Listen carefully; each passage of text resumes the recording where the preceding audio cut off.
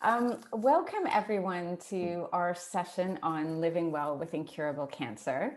We're really excited to have Dr. Jonathan Kaufman here with us today. He is a reader in palliative care at the Cicely Saunders Institute, which is at King's College London in Southeast London. We were meant to be joined by Caroline, who is one of Shine's volunteers. She manages our blog, and she also is living with incurable melanoma. Unfortunately, she's not very well at the moment, so I'm taking over. So apologies if anyone's disappointed. But she also wanted me to make it clear that although she's not very well, she's not like super unwell. She just couldn't do the session today. Yes, but Jonathan, thanks so much for joining us. I'm really excited about the session. Just so everyone knows, we are recording it, but because this is a webinar, we can't see you and we also can't hear you. So if anyone has any questions as we go along, please feel free to put them in the chat box. And if you can also on Zoom, if you're not aware, you can rename yourself. So if anyone wanted to remain anonymous, you're welcome to do that as well. But I think, Jonathan, I'm going to hand over to you because we're going to start with a little presentation about your work and palliative care, and why it's important. And it's important not just as something right at the end of life, right? That's right. It's part of life. Okay. Thanks very much. Thanks, Karen.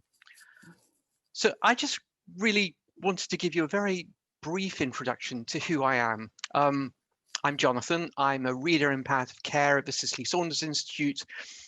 I originally trained in public health medicine, but around, I think about 25 years ago, after having done some work around HIV and AIDS, predominantly with young men who were dying fast and furiously, and where we had developed an intervention to get them from hospital to home and evaluated what was referred to as a home hospice, I became fascinated in what was originally terminal care and then became its specialty in its own right called palliative care.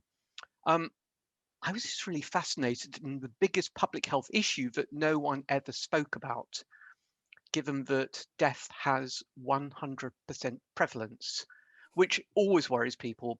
Whenever I go to dinner parties or speak to people about palliative care, I'm always minded that there are two sorts of people: the folk who lean in and think my job must be very depressing, and the other folk who do almost a 100 degrees turn and walk away fast and furiously. It's a difficult topic to talk about. And I think the more we do talk about it and give it agency, the more we have an opportunity to empower ourselves over a life event which will affect all of us. Either we experience the grief of loved ones and inevitably we will all die. But before then, palliative care means so much. And the other thing I want to get out of the way is that, gosh, 23 years ago, I had a stage 2A Hodgkin's lymphoma and underwent quite a lot of chemotherapy and radiotherapy. So in a very small way, I can identify with many other people who are living with cancer. I know it from my perspective, and that's all I can say. But in some ways, some bits of my journey chime with others, which is always interesting. So let's start off with what exactly is palliative care. So it is so poorly understood as a medical specialty. I was doing some work up in Northwest London several years ago where we surveyed cancer patients, cancer outpatients, who were being cared for at Norfolk Park and the Central Middlesex to understand what they understood by palliative care and hospice care. And only a fifth of the 250 people that we surveyed really provided us with a kind of understanding or a definition that made sense to us in relation to how the specialty makes sense of it, which worries me because if so few people understand it, that might also explain why so people are beneficiaries of a flavor of care or a philosophy of care which has tremendous attributes, which has enormous benefits.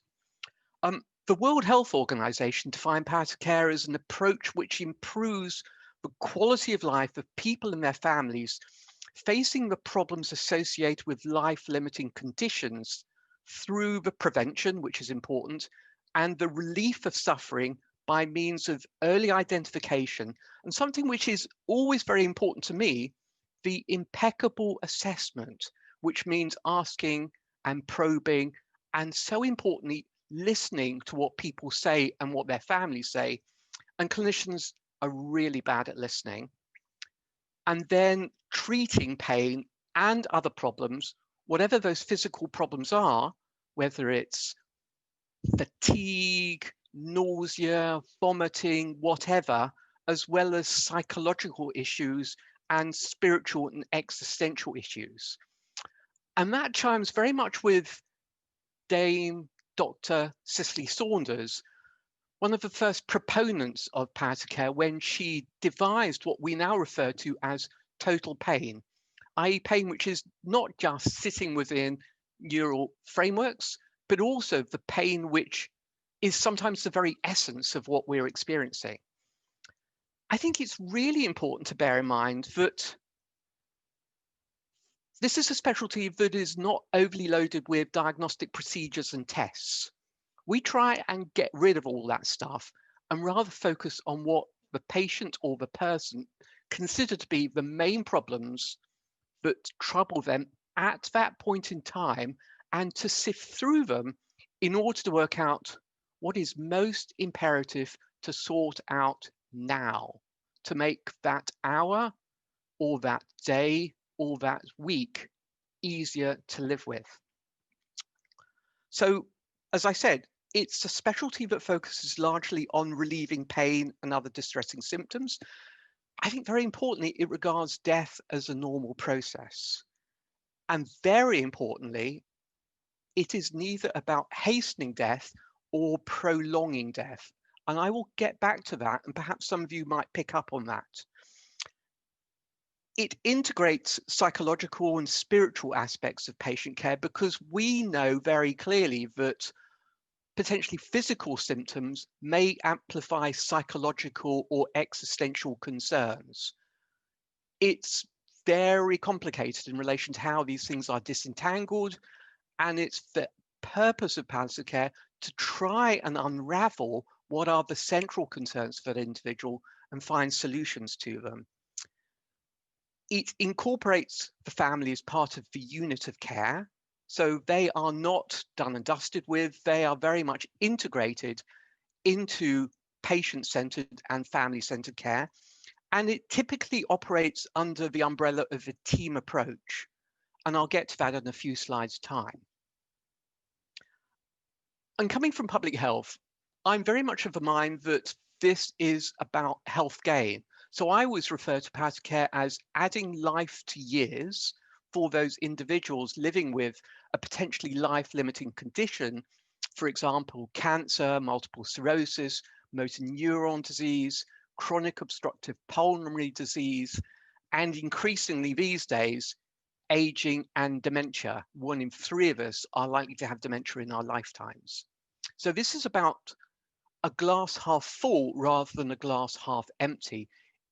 It's very much about living, but we are also interested in the families, which is where I say that it's also about adding life to years and years to life, because we know that if end-of-life care is done badly, and regrettably quite frequently it is, there are repercussions or implications for family members in terms of morbidity and illness, which could be avoided if we did palliative and end-of-life care better. So we're really interested, not just in relation to the management of symptoms associated with end-of-life care. Most people think that palliative care that's just what we do. We don't. We're very interested in following a patient from the point of diagnosis onwards. So not only managing some of the physical symptoms that they might be experiencing, let's say from cancer, and also associate the treatment that they might be getting from cancer or other illnesses, which might be distressing for them, but also thinking throughout the journey where palliative care can pulse in and pulse out during the career of that patient's illness or that person's illness. And increasingly, because we're seeing that so many cancers are becoming far more success stories in relation to survivorship, we're seeing a larger number of people who are surviving treatment but living with the consequences of their treatment, which is where palliative care has something quite important to do in terms of survivorship clinics and integrating rehabilitation into that person's journey so they can continue to live, and also, again, focusing on adding life to years. I'm mindful that there's a really interesting clinic that's run from Marie Curie in Hampstead, which is a survivorship clinic for people who've undergone treatment, sometimes quite brutal treatment, and they offer a service which is, again, holistic and integrated, involving a vast raft of health and social care professionals that enable that person to be rehabilitated, to start to live again, and to enjoy the things that potentially some of their treatment has taken away from them.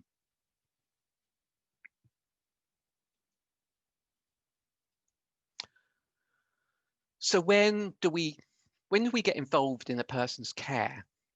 Historically, the specialty, when it was under the banner of terminal care, would have been focused very much at the end of an individual's life, where there might have been a litany of different distressing symptoms, for example, pain, vomiting, nausea, constipation, breathlessness, fatigue, and so on. But as a specialty, we thought it would be far more appropriate to travel with an individual at the point of diagnosis, where it was relevant, to pick up on all the sorts of distressing symptoms that they might have arrived with at that point of diagnosis, and particularly as their disease progresses, to manage those problems where it was appropriate, above and beyond what oncologists, whether they were medical or therapeutic radiographers, provided. And pulsing in and out of that person's care, potentially increasingly towards the end of life, where I would refer to as generic palliative care, which is provided by oncologists, care of the elderly, physicians. In much of my work, because I do quite a lot of work in neurology, urologists, and so on, following those individuals above and beyond what they were typically doing. And I think it's important here to bear in mind that we're also interested in what we refer to as health promoting palliative care, rather than it being seen as something which is negative, seeing it as something which adds an additional layer of care in order to manage some of the very distressing and upsetting issues that people might be experiencing. So who provides this? And this is where I like the analogy of a Swiss Army knife, or in this case, a Leatherman. Palliative care almost invariably is delivered under an umbrella of a multi-professional team. So each member of the team, whether it's a physician or a clinical nurse specialist or a social worker or a faith-based leader, for example, a chaplain or an occupational therapist or a dietitian, has a particular set of skills and experience that they bring to the table in terms of managing a problem that that person or their family member might be experiencing at that point in time. And then it's a question of picking out the blade or the tool from the Swiss Army knife or the Leatherman to manage it in concert with the rest of the team where it's appropriate. So if I get rid of the tool, you'll see that the list of people involved in multi-professional care is pretty extensive.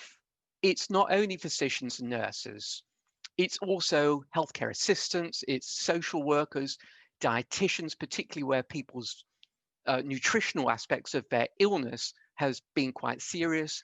It involves spiritual aspects, certainly of physiotherapy and occupational therapists. It will involve psychologists and perhaps at times liaison psychiatry, and then quite frequently run from day therapy centres in hospices, complementary therapies, for example, art therapists, music therapists, shiatsu, and so frequently these days, because hospices can only do so much because they're funded largely by charitable donations. I think they only get about a quarter to a third of their income from the state. Many volunteers. And each of those individuals will be brought in and out of a patient's experience to manage particular problems. And of course, they all communicate with each other about that person's situation as it evolves.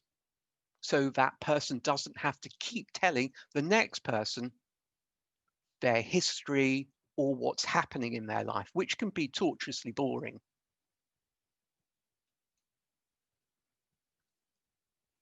This is important because it's important to develop a plan in concert with that person. So invariably, back to that notion of impeccable assessment, at the beginning of a palliative care encounter, the doctor and or the nurse will discuss with that person how they're making sense of their situation or their illness at that point in time, to discuss with them their fears and worries about the future should their illness progress, to discuss with the healthcare professional about what they would want to happen to them as their illness progresses, and very importantly, what they would not want to happen to them. And I think it's really important to bear in mind these sorts of discussions are difficult discussions. They are difficult conversations, and they are conducted by people who are incredibly well skilled in terms of communication.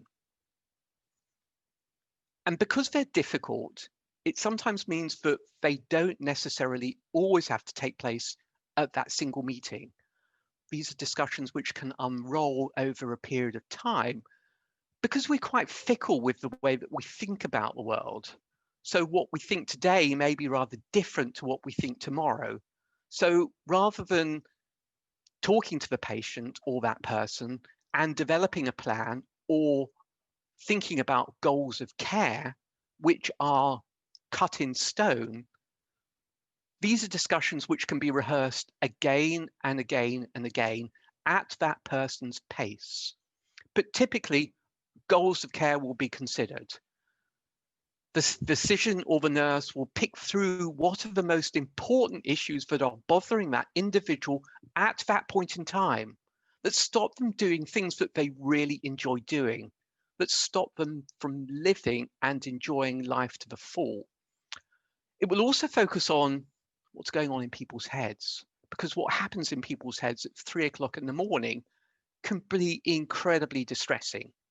And it amplifies, in many ways, the physical symptoms that people experience. And however we define it, people sometimes come to the table with what we might refer to as spiritual or existential problems. Things that they have been dragging with them over a period of time, perhaps many years. And again, these are the sorts of issues which need to be unpicked with that person, using words that they feel comfortable with, and where it's appropriate, drawing on the skills of a social worker or perhaps a faith-based leader or chaplain. And because people are variably not islands, we have to consider family needs and their concerns as well. They're very much part of the unit of care.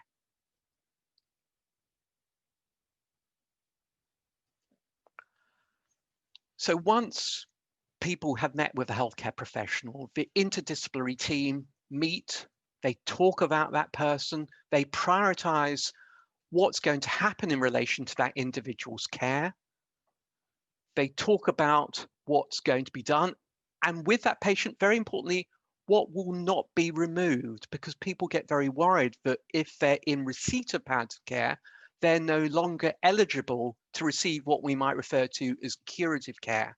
That's really important to get out of the way.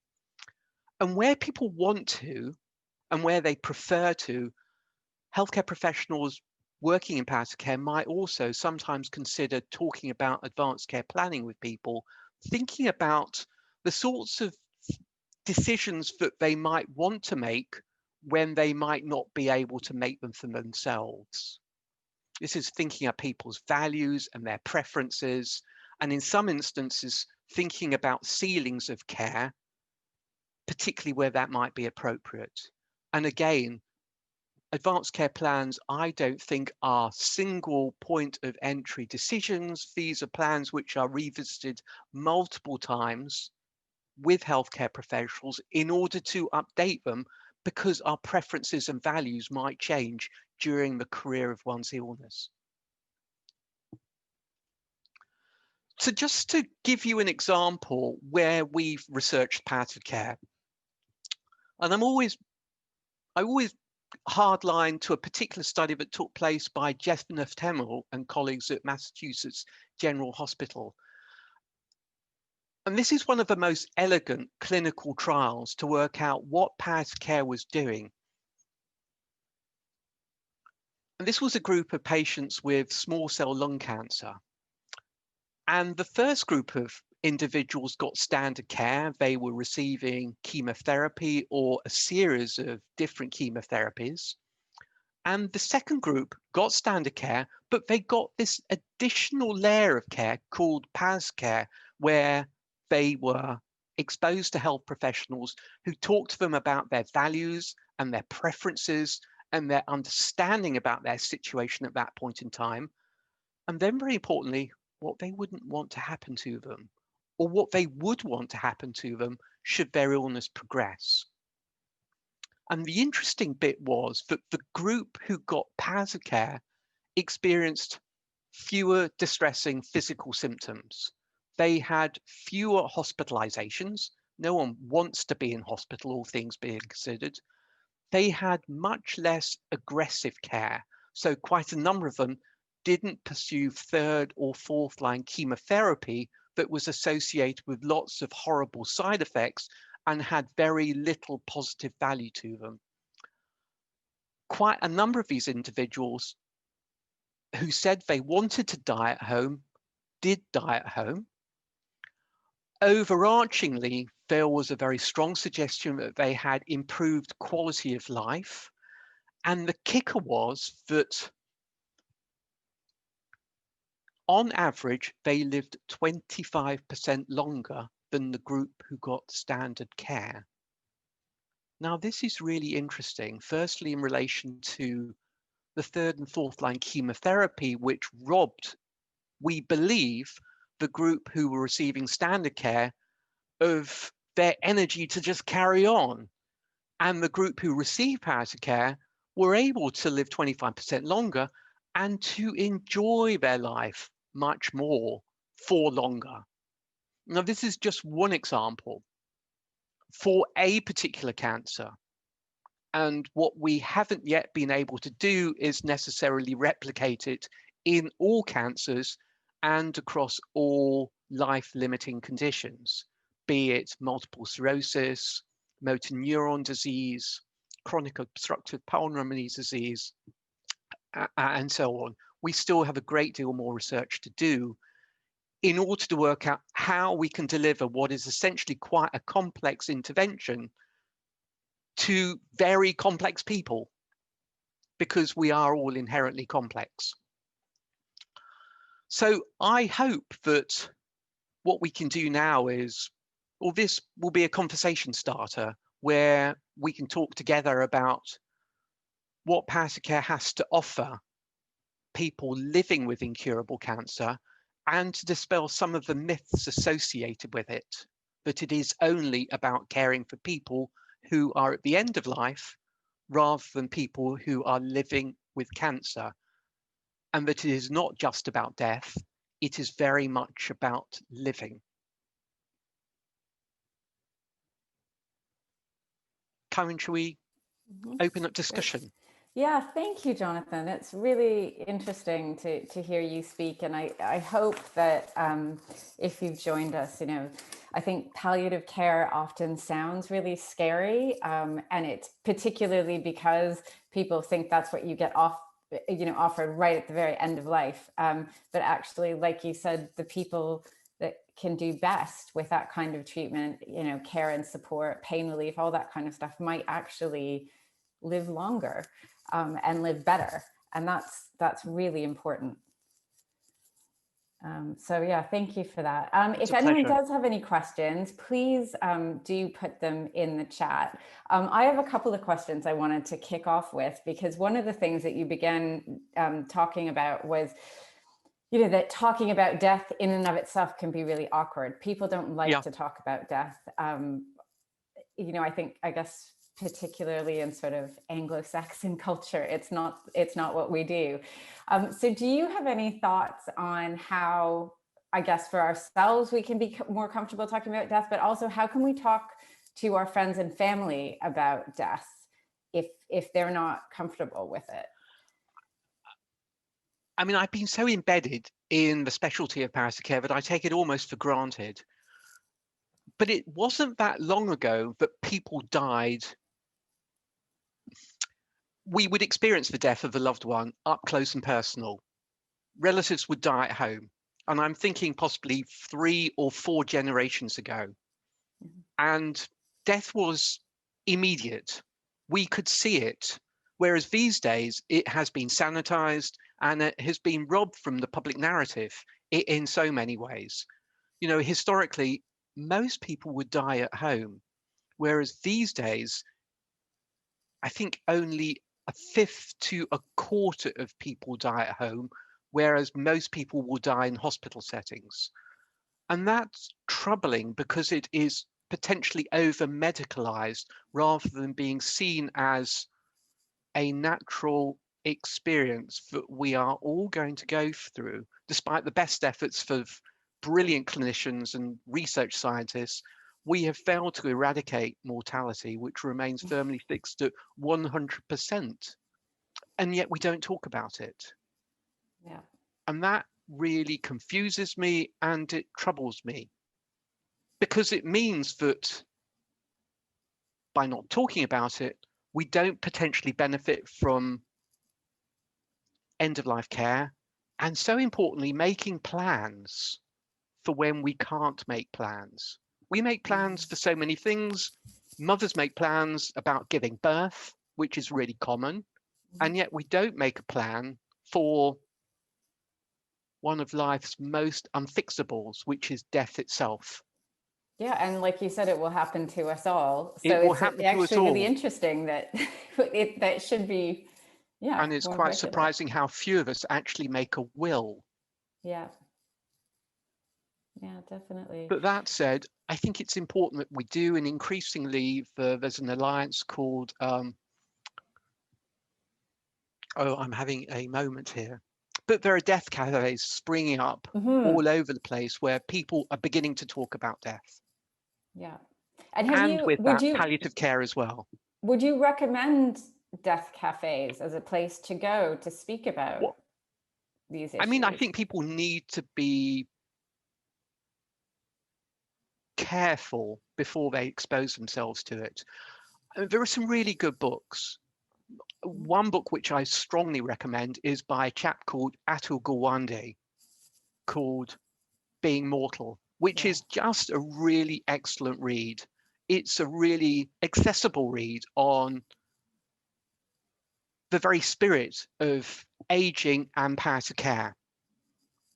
And another brilliant book that I strongly recommend people read, again, it's brilliantly accessible, beautifully written, is by a woman called, and a very good friend of mine called Catherine Mannix, called With Death in Mind. With the end in mind. With the end in mind, yes.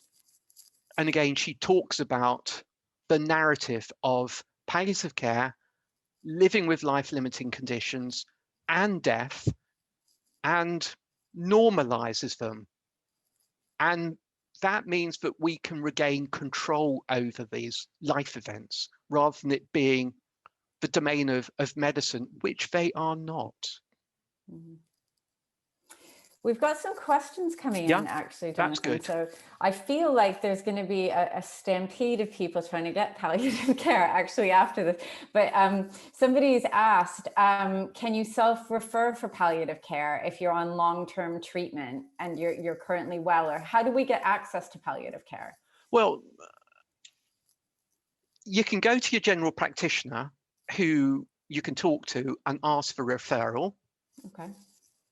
You can refer yourself, although that may be a little bit more difficult, but usually through a hospital team. So if people are already attached to a hospital team and they are experiencing issues that worry or bother them, which might be associated with physical problems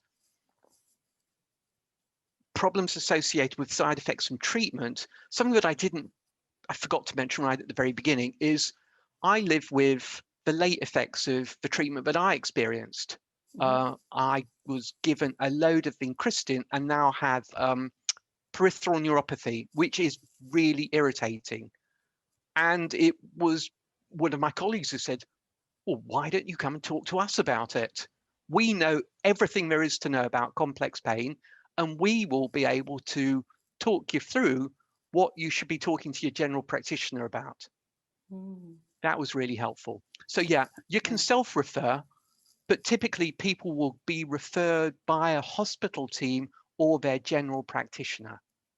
And do all hospitals have these services, or is it only in certain places? Most hospitals, most large hospitals will have a palliative care team, which will be multi-professional. So it really depends on the size of the hospital in relation to the size of the team they might have.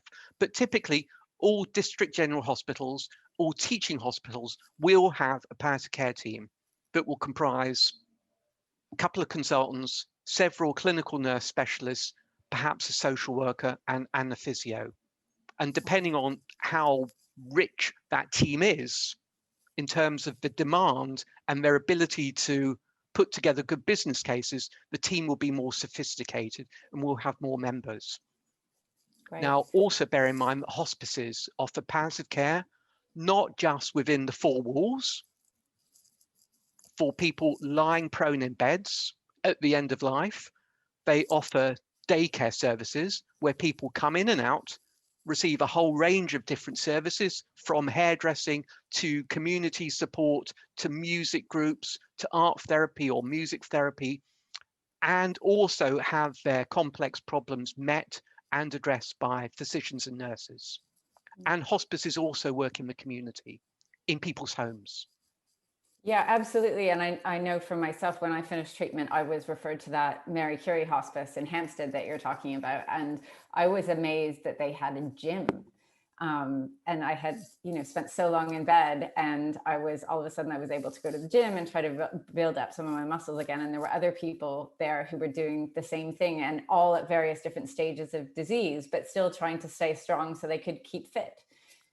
And that's so important. And that's so important why rehabilitation and palliative medicine dovetail and work together synergistically, because what we're really interested in enabling people to maintain their condition and not be deconditioned necessarily by their illness to a point where they stop doing the things that make them happy, like getting out or sitting in the garden or being able to hold someone and to say that they love them, because they are so overwhelmed by their fatigue or by their pain. So we've got another question, which I've heard a couple of times actually. So somebody has said that, sorry, let me just get this up. They said, so I'm a patient with an incurable diagnosis, and I've asked my oncologist to get palliative care involved in symptom management, but I felt resistance to this suggestion. Yeah. And this is something I've heard a few times from people. So the question is, how can I frame it so that my oncologist will agree, or do I have to self-refer? Do you have any advice in that kind of situation? Oh, regrettably, this is so common because, again, there is enormous misunderstanding, even within general medicine, about what palliative care has to offer in terms of going back to the original bit of my presentation about adding life to years. Some physicians consider palliative care to be a failure of what they've been up to this past period. Like, we've not given up on you yet. Why do you want palliative care to be involved in you? Rather than seeing it as something which can run alongside what they are continuing to do for that individual. There used to be an old joke. It's gallows humor that hematologists treat patients beyond death.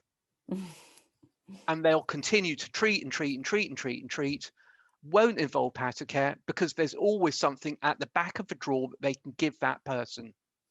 Rather than seeing palliative care as offering an opportunity for that person to enjoy themselves, maximize quality of life, and at the same time, potentially benefit from another chemotherapy regime, or with palliative care to consider where they are in relation to that decision about what they would want and what they would not want. And so But can there you is self-refer? resistance. So yeah, I mean, they can insist and say, listen, I've got a whole load of problems that are really troubling me and bothering me. And unless you can find a solution to this, I want to be referred to a palliative care team. Please put me in touch with them or tell me what their flipping number is. If you go onto a hospital website, you can click through, regrettably, quite a few screens and find the palliative care team and self-refer. At King's, where I work, there's a Macmillan patient and family information resource where there are numerous booklets about loads of different cancers and lots of different symptoms that are distressing. And then, very importantly, routes to how to get from one place to next to pass go, collect £200 and get a referral to a palliative care team to sort out those problems. Unfortunately, sometimes you need to shout and scream, and that's really regrettable because that's wasted time and wasted energy. Because every day that that person is not benefiting from palliative care, they are not benefiting from doing the things that are so important to them. So the squeaky wheel gets the grease, as someone I know used to say. So You've sometimes got to we might need rock the apple cart. Yeah. As I say, get in the disturbance business. Yeah. And yeah, definitely. Somebody else has asked, actually a couple of people have said they have this question, and I think it probably relates to that advanced care planning, but are you able to limit the people who come to see you in your final days? So for example, if you didn't want your next of kin to come to see you, because maybe you're not close to your family, but your friends are your family.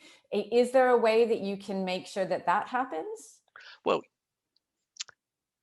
the issue with an advanced care plan is it is not legally binding. So I can verbally have a plan with you, Kaiwen. I don't need to write it down. I can articulate what my values and my preferences and wishes are. And hopefully you'll do something with that information.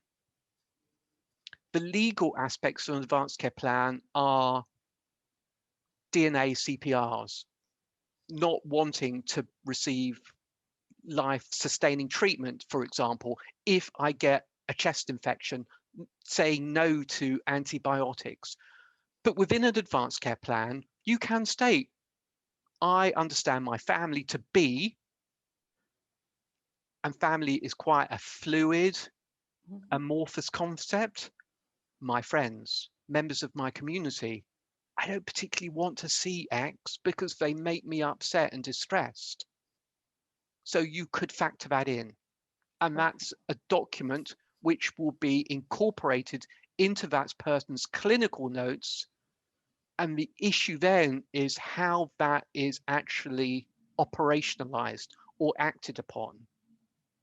So, for example, I'm speaking hypothetically, but somebody is at the end of life, perhaps in a hospital ward or in a hospice situation or at home. Somebody else would know what that individual's preferences were in relation to who they did not want to see, which is why planning and talking and discussing and revisiting plans is so important, rather than just assuming. Mm-hmm. Okay. So And so yeah, I guess nominating, making sure someone nominating an knows. individual Yeah. to Okay. act as your advocate in that situation. Mm-hmm. Okay. But you are fully within your rights to say that, to say You are completely yeah. within your rights to say what you want and what you don't want. Mm-hmm. And you don't need to justify it, because you are the most important person at that point in time. Excellent. Someone else has asked a question about chronic cancers. And I think, then we're thinking about cancers, maybe like blood cancer, Yeah, certain like types of blood myeloma cancer. and so on. Yeah. So how does palliative care dovetail with chronic cancers, which are incurable, but possibly, I'm not sure the right word now, but, not immediately terminal. Life-threatening. Life-threatening. Yeah. There you go. I mean, the issue there is there's always going to be uncertainty. And I've been doing work in multiple sclerosis for over a decade now, where there are numerous points of uncertainty, which is where palliative care can kick in relation to distressing symptoms and issues and moments which are difficult to foresee in advance.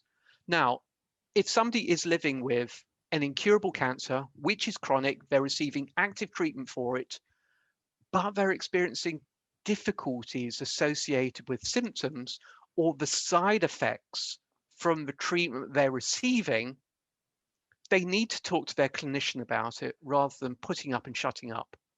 There's no point doing that. And if their clinician isn't able necessarily or doesn't possess the skill set to sort that problem out, they can ask for a referral. Now, there's nothing to lose. It may come round in full circle and the palliative care team might say, actually, at the moment, with a little bit of tweaking with your medication, we think we can do X. And I don't think we need to see you for a while longer. Or we might see you in 6 months to see how that change in your medication is affecting necessarily the pain that you might be experiencing. Let's say it's myeloma, which is in many instances a chronic condition. Let's tweak your medication. We'll add X. We might start thinking about removing some of the drugs, which is really important because drugs come with a whole bin load of side effects. And in palliative care, we often try and pour all the shopping trolleys worth of drugs onto the table and work out which ones still have added value and which ones are just there because they've always been there. And by removing certain drugs, it's actually again possible to improve somebody's quality of life. They're not sleepy, for example. They don't feel sick. They don't feel dizzy. And by going through the pharmacology and all the medicines, palliative care is really good at putting somebody in a better position than they were when they first came into the room. Does that make sense? Yeah, absolutely. And I think you're right, because sometimes what can happen is, you're in pain, so you're given a certain drug that makes you feel nauseous. So then you get a drug for nausea that makes you feel sleepy. And then because you're sleepy, you don't have the energy to do the things you like. And all of a sudden, you might not be in pain anymore in the same way, but you're not doing all the things that made you happy. Else. And yet you need a good palliative care physician to come around and say, actually, there's a slightly better drug than that has fewer side effects, which will mean that we can now eliminate 3 or 4 drugs that you're having to take possibly 2 or 3 times a day. Deal done. Let's see you next week or in a month's time to see how things are progressing. And if it's still not right, we'll have a think again. Because they know pharmacology and they know drugs inside out. Whereas oncologists know their stuff. Yeah. And Jonathan, I wanted to ask you another question, because I know you've done research into happiness and how people find happiness when they're living with an incurable disease. And I think often, if you are diagnosed with an incurable illness, people will say, right, get your bucket list ready. Where are you going to travel to? What are you going to tick off? And not everyone wants to do that, but I'm just wondering, from your research, what have you learned about what makes people happy? Well, the first thing is that we rarely ask people what makes them happy. And certainly in clinical encounters, certainly in palliative care, when I started asking questions to patients, what makes you happy? And has what made you happy changed as your illness has progressed? People said to me, no one's ever asked me that question before. And I said, well, we're really interested because we want to see how we can make happiness flourish now, today. What can we do for you? And if you don't tell us, we won't know. Most of the time, people don't have the one thing on their list that they want to do skydiving when they are potentially within days of dying. Things like that are just not possible. Let's just give that one as an example. It was really simple things that made people happy. First and foremost, not having distressing symptoms. That seems almost intuitive. The pleasure pain principle that we all take so much for granted. If you're not in pain, you're going to be happy. For example, if we can find ways to eliminate fatigue as far as possible, that's great. If we can improve your diet and your appetite, that's important as well. Other things that made people happy were quite literally being connected with other people. To know that they felt valued and to know that they felt loved by their close family members and friends, and still validated, to be validated for who they were at that point in time. Other issues which we often fail to do particularly well were really focusing on the religious and spiritual aspects that people bring to the table at the end of life and during the early stages of someone's illness, because we're not particularly skilled in having difficult conversations generally, and we're not particularly skilled in having conversations about religion and spirituality and faith and existential concerns, because there's been a decline in religiosity in this country since the end of the last war, at least in relation to Anglican Christianity. And people don't know what to say, and they don't know what to do when they ask the question and hear something which is completely alien to the reality that they may not possess a belief system themselves. We are seeing an increase in certain religions in this country. And again, I always suggest that all health professionals should have an authentic curiosity about a patient to say, or a person to say, I know very little about your faith. Tell me what's important. What do we need to know? But I think happiness has a number of different smiles. And we as healthcare professionals need to be mindful that asking very simple questions like what makes you happy opens up numerous doors and discussion about how we can then work with that person and their family to make that possible. And can I just pick up on that spirituality and sort of religious element as well? Because I think that is, you're right, that's something that we don't talk about a lot. I think a lot of people are actually quite shy about talking about it and sort of exposing their faith if they have one. So is that something that palliative care can help with, no matter what religion you are?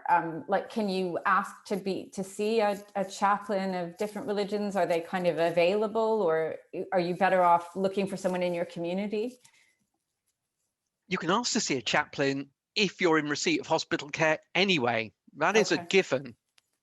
And there should be in every district general hospital a list of people that healthcare professionals can direct people with, or their families to, if they want to talk about particular faith-based or religious or spiritual-based issues, whether it's an imam, Anglican chaplain, Roman Catholic chaplain, a rabbi, or whoever. Palliative care teams, I mean, I'm thinking of the one at King's, we have a weekly multidisciplinary team meeting where we bring in the faith-based leaders as well to talk about Mavis's problem and her fear of dying, for example. So not only will the clinician go to her, but the chaplain will also go to her and talk to her about what her concerns are. Wow. And again, in hospices, there are a whole raft of different people that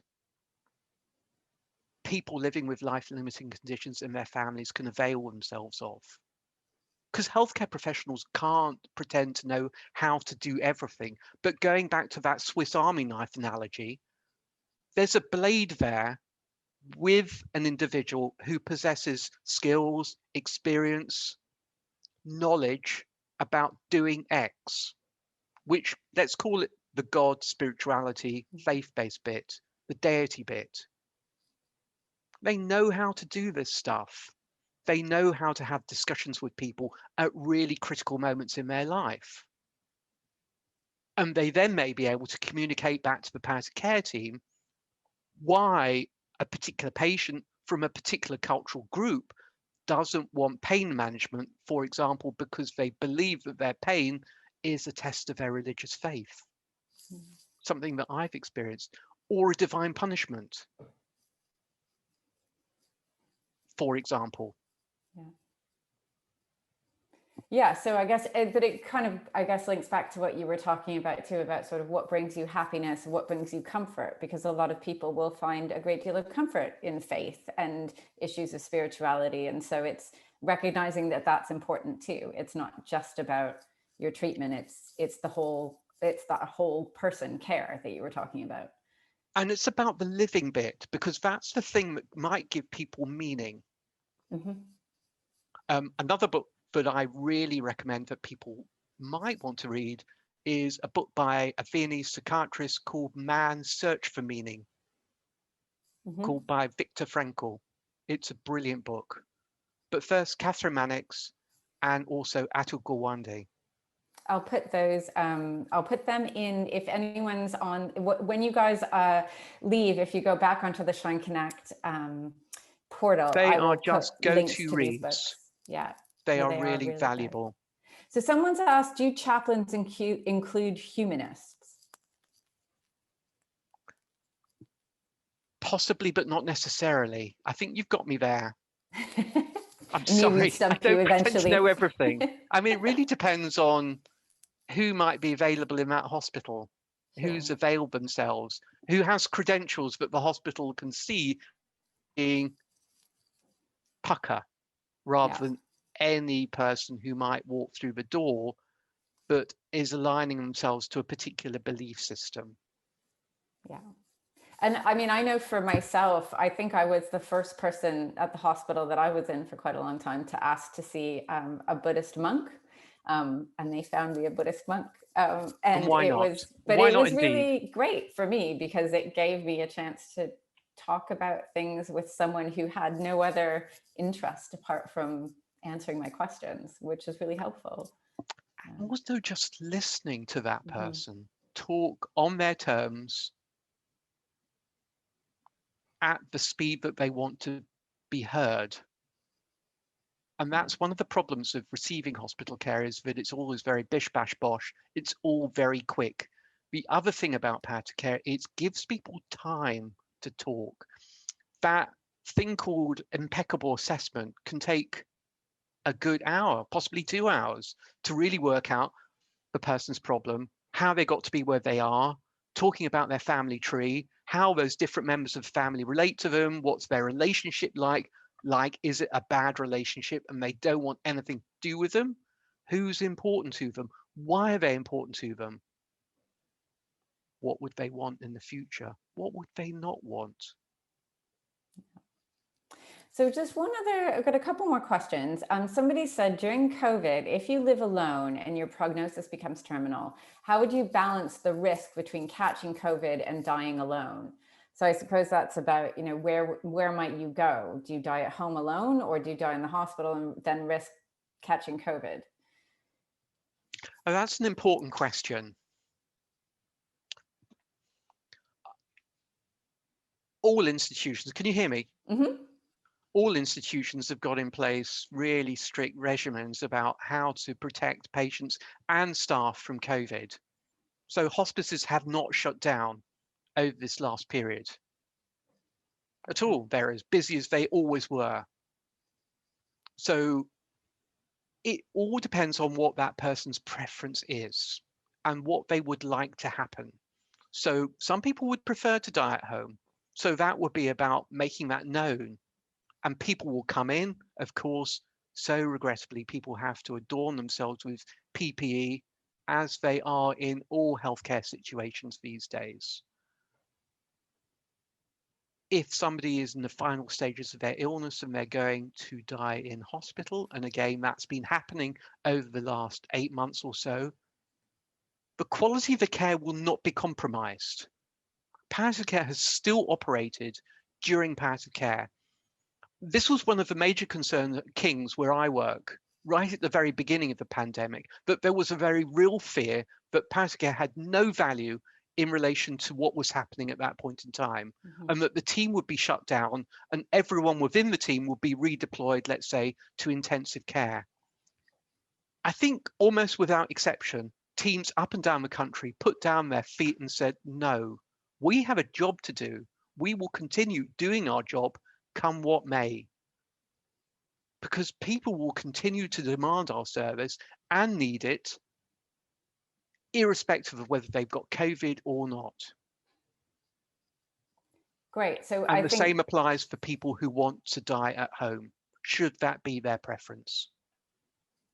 so The and then it goes architecture. back to the preference thing again then, right? And yeah, I'm sure we will keep in touch and see you again. This has been recorded, so we will get it into our conference resources so you can rewatch it if you want to. And yeah, we will see everybody again soon.